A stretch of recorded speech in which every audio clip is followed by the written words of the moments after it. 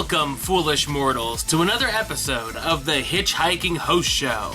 I am your ghost host, Wes Troop, and this week we've got a lot of trending topics to talk about. A lot of confirmed things that are closing, and a lot of rumored things that might just be coming to the parks, as well as some things that actually opened in the Disney parks this week. Or reopened, I guess I should say. So, without any further ado, let's get stepping to those trending topics.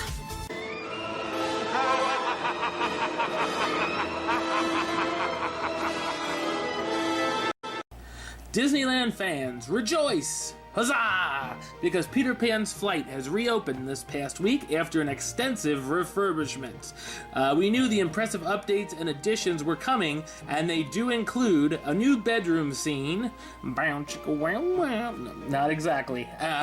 Instead of just sitting on the bed, we see Wendy, John, and Michael are now flying in the nursery, and Nana's there too, just chilling. The new special effects light Tinkerbell, which is like a cool little light thing that goes through the nursery, buzzes around the kids with pixie dust and out the window, showing us the way to Neverland. Of course, we have to go through London first. And the new updates to London include a moving Thames River, new animation on the clock tower where we see the characters, and Peter tells Wendy, look, it's the second star to the right, or something to that nature. New lighting was also added at that scene. It's a lot brighter, which will be good for when I camcord it. Yeah, I have a camcorder. Ooh, old school. We see the second star to the right does have new animation as well. We go to the Neverland Island, and that has been redone to show moving waterfalls and flowing lava. Someone to lava! Yeah. And then at Skull Rock, a new Tiger Lily Philly. Oh boy. Hey, Tiger Lily Philly. A Tiger Lily figure has been added. That's going to be her new name, Tiger Lily Philly. And of course, on the pirate ship, Peter and Captain Hook fight in more, supposedly, more intense combat. It is a bit more intense than the Peter Pan Live special on NBC, when Allison Williams fought Christopher Walken. Yeah, it's a little more intense than that. Let's just put it that way. And then the rest of the ride is basically the same. These updates do look really good. I know everyone was impressed with the Alice in Wonderland updates, and this really looks good as well. I think I actually enjoyed the Alice in Wonderland ride more, but the updates to Peter Pan look great. It's so much better to see the kids flying in the nursery than just sitting on a bed with their head turned to the shadow. You know, it's like, that was cool at first. Oh, I'm boarding Star Tours, evidently. Yes. You know, it was cool, but then you see that, and you're like, oh yeah, that's a better idea. Let's do that. Some people said that the lights are too bright in the London. I think it's fine. The Neverland Island, all that, it looks really good. And then it seems like they've really spruced up everything, and then you sort of get to past Tiger Lily Philly, and it seems like, now it's the same. But, you know, they didn't want to change everything or update everything, and not everything needed to be updated at that point for this minute and a half ride, if it's even that long. But Peter Pan's Flight is a big favorite of everybody. It's one of the opening day attractions. I'm glad to see it got an update it deserves, and still stays true to the ride itself. It didn't change the whole ride. So, good news is Peter Pan's Flight has reopened for all the Disneyland fans. But now, for you Walt Disney World fans, I'm afraid I've got some bad news. That's right. The magic of Disney animation will officially be closing at Disney's Hollywood Studios on July 12th. It's not known what will be taking its place at the present time, but work is underway on new ideas. I guess so, otherwise they wouldn't have closed it. The attached gift shop, the Animation Gallery, will be open until August. As for the character meet and greets in the pavilion, Mickey and Minnie will be moving somewhere else in the park, as Hero and Baymax will likely be headed to the old character graveyard. Yes, the Disney Animation Pavilion, this is a tough one, because, if you could move it somewhere else, I would, but, you know, the Animation Academy has been popular, and I love doing the Animation Academy out in California. I didn't do it in Florida, but I did in California, and, you know, it was packed in Florida when I went. That's why I didn't go. I'm like, I've done it before, so. And the character meet and greets were pretty busy. I went in between the Wreck-It Ralph Vanellope, when they were getting rid of them and bringing in Hero and Baymax, so I got nothing out of them. I think I just saw The Incredibles. I don't even think I even saw Mickey was there when I went in. But other than those things, they really don't have anything in that space. And I can see why they would want to take that space and make it something else. It'll be sad to see the Animation Pavilion go. It will. I wish they could move it somewhere else, because that's what started the whole Disney itself, is its animation. Rumors are also swirling in Hollywood studios about the Walt Disney's One-Man Dream exhibit closing as well. And online petitions have already begun to save it. So if you are a huge One-Man Dream fan, you better find it. And you better sign your life away to try to save it, because I don't think it's going to work, but there have been petitions before and they didn't work. So this one, yeah, you should have some sort of exhibit of Walt Disney, even if you move it somewhere else in the park. Just on a random soundstage or something. God knows they have them. It just seems like it fits in Walt Disney World, you know, to have a Walt Disney tribute. But, you know, whatever. More rumors are going around the interwebs, including speculation about more Star Wars attractions for the much-discussed Star Wars land. Now, these are purely rumors. I am not saying it is happening. So don't get all up in my grill if this stuff doesn't happen. I'm just quoting what the rumors are going around the web. Alright, people? Chill out. Including Echo Lake becoming Dagobah and housing a new attraction. And there will be a second Star Wars attraction as well, in addition to the Jedi Training Academy and, of course, Star Tours. Another hot rumor is that Indiana Jones Stunt Spectacular will be closing down, thank God, and building a version of the uber-popular Indiana Jones Adventure from Disneyland in its place. And I say for that 1,000,000 times yes. The same thing with the Dagobah thing. Hopefully some of this will either be confirmed or debunked by Disney at the upcoming D23 Expo to give us some answers. Because you know what? We want answers. We want answers. That's right. I love all this Star Wars land rumor stuff. It's exciting. I enjoy it to hear what people have to say. And how many times have we seen that random map pop up of the fake Star Wars theme park? I'm always like, oh look, oh no, this is fake. But hopefully D23, they gotta announce some stuff. It comes down to this, guys. Last time I went to Hollywood Studios in November, I was distraught. Because that park, I buzzed through it by like 2 o'clock. If I didn't have to have my Toy Story Fast Pass or wait around for Fantasmic, I spent more time at the Animal Kingdom, you know, which is unheard of for me. It's just, it's the shell of what it once was, and it just needs something done to it. thank God they got that backlot tour was horrendous. The last few times I was on it, it was like watching paint dry. So I'm glad they got rid of that. I hope to God they get rid of that Lights Motors Action Stunt Show, because that's just a waste. I'd rather see a parking lot than that. And I know they're talking about the Pixar Place expansion, and they're talking about the Toy Story rides from Paris and whatnot, the Midway rides, the parachute, the RC racer. I hope they use that space for something else, because none of that really appeals to me, because it's more for the kids.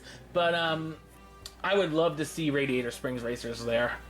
If I had Radiator Springs Racers and Indiana Jones Adventure in that park, that would be my second favorite park at Disney World, instead of my second to least favorite. It went down from second to third, but definitely I would be excited to go back to Hollywood Studios. I wouldn't be like, I could do this in a half a day. I'd be, I can't wait, So hopefully stuff turns around at Hollywood Studios for the better. That's all I want to say.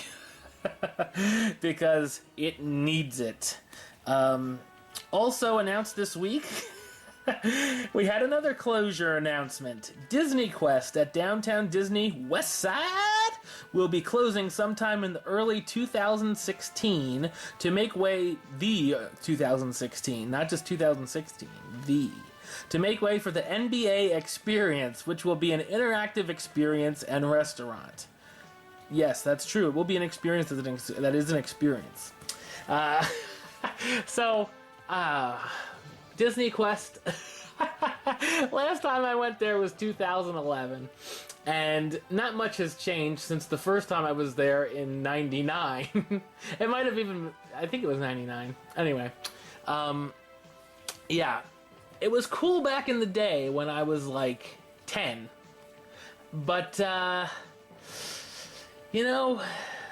it's the same technology from back in the day, and you played some of the games and you're like, you know what, I play better stuff at home now.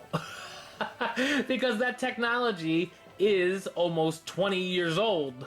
So it's like popping in the Nintendo game and you're like, oh god, Or the first PlayStation. Compared to PlayStation 4, you're like, oh, I see how things have changed over the years. I actually, spent a few good hours at Disney Quest, and like by a few hours, I'm like, I just want to go eat somewhere. I just want to get out of here. Because it was fun. It was fun when it first opened. I just think they should have updated some of the stuff. I'm glad I went back, because it would end up being the last time I went there. So at least I could say I was there twice in my lifetime. But yeah, if they wanted to keep it, they would have had to update some stuff, because it was getting old. And I'm not an NBA fan by any means. I could probably only name 2 players, if that are in the NBA. But if it's going to bring more traffic in and bring a whole new experience for people, then so be it. I think Disney Quest has sort of served its purpose, that version at least. They could have done a Disney Quest 2.0 or something, but yeah, whatever. Unfortunately, if you like Disney Quest, you better go in the next few months, because yeah, it's gone. Alright, also, heading over to Epcot now, the hosts from ABC's The Chew, which I've never watched in my life because it took off all my children. Yeah, I did watch that show. Mario Batali and the rest are coming to Epcot to tape shows October 7th, 8th, and 9th from the 20th annual Epcot International Food and Wine Festival at Epcot. Listen up, you lushes out there. The 5 festival episodes will air October 12th to the 16th. Along with the taping of the show, The Chew will be featured in 2 marketplaces throughout the event from September 25th to November 16th. That's right, we're already talking about food and wine. Oh boy, this year went fast.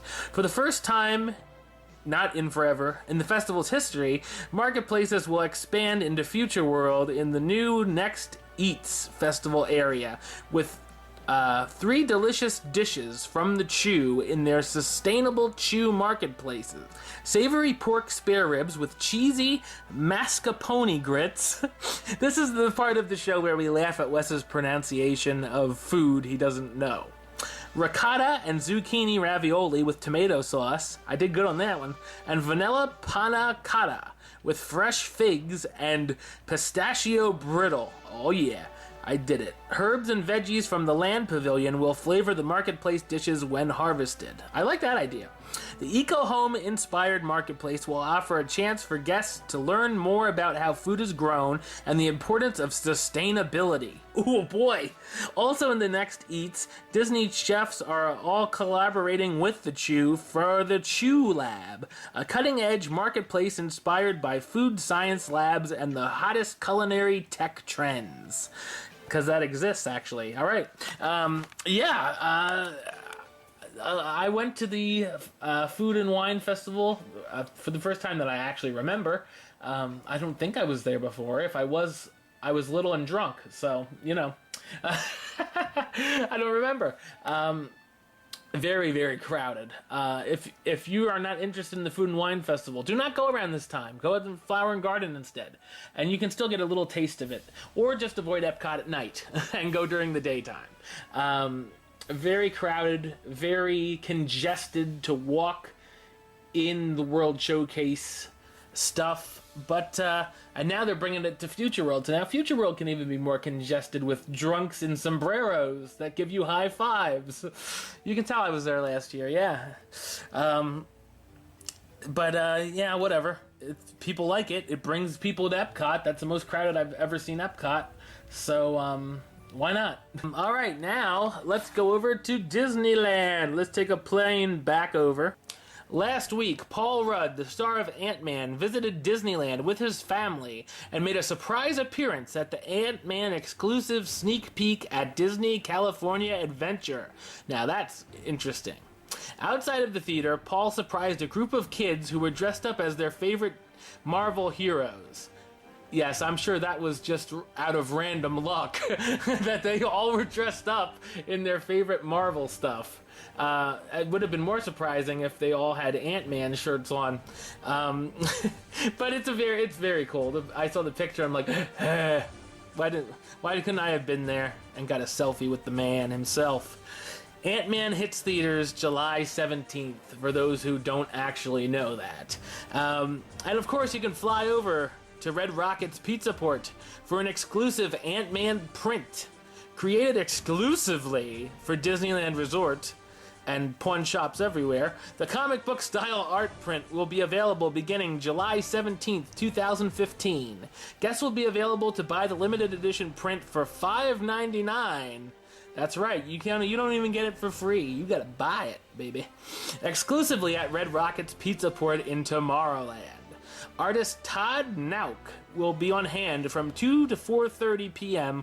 on July 21st, 2015 to sign the new Ant-Man print, as well as the Avengers Age of Ultron print. Please note that Todd will sign up to 2 prints per person only. That's right, if you have a third print from this guy, you're screwed. Alright, well that's all the time we've got for this week. I put up the first ever Hitchhiking Host 101 show last week about the Disneyland Railroad, so be sure to check that out if you haven't already. And I'm going to put the next one up soon. I'm also going to put up the first ever Top 10 video. And I'll be back next week with another trending topic show, but of course, the Hitchhiking Host show itself. So, until next time, don't forget to subscribe right here on YouTube. YouTube.com/HitchHostShow. If you're listening to the show, well, you know what you're to do already, but if you want to listen to the show, you can at hitchhostshow.podbeam.com. You can like the Facebook page, facebook.com/HitchHostShow. And of course, you can follow on the Twitter and the Instagram at HitchHostShow. So until next time, don't forget to...